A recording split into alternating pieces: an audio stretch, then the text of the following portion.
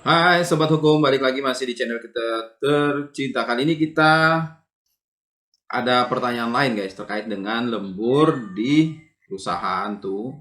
Biasanya boleh nggak sih kalau misalnya perusahaan tuh memaksa? Sebenarnya lembur ini kan lumrah dialami oleh pekerja.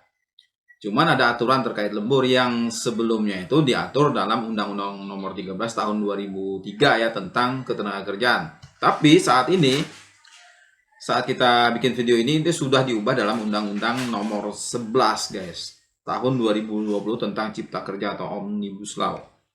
Jadi ada berbagai aturan di situ, tidak sembarangan dari jam kerja dan aturan-aturan lain yang berkaitan dengan lembur itu sudah diatur di dalamnya. Terus pertanyaan yang paling juga banyak ditanyakan adalah perusahaan itu sebenarnya boleh nggak sih memaksa karyawannya untuk lembur? Oke, kita akan jawab di video ini guys. Langsung saja kita check it out videonya.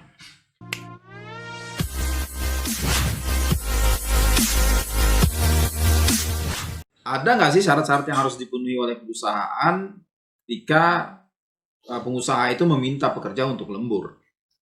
Jadi pengaturan tentang lembur ini, lembur pekerja itu yaitu sudah diatur dalam ketentuan pasal 78 ayat 1 dan 2 Undang-Undang Nomor 13 Tahun 2003 tentang ketenagakerjaan guys.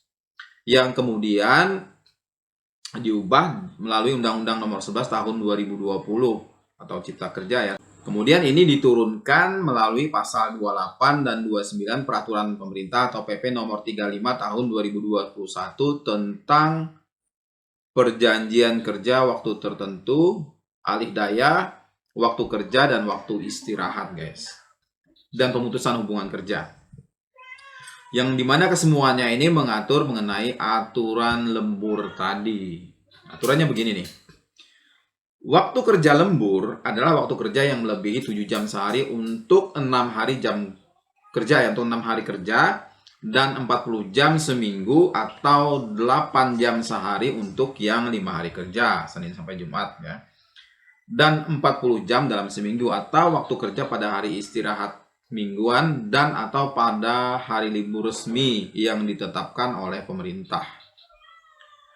Di sini pengusaha wajib membayar upah kerja lembur tadi, memberi kesempatan juga untuk istirahat ya secukupnya, dan kemudian memberikan makanan dan minumnya juga secukupnya apabila kerja lembur selama 4 jam atau lebih.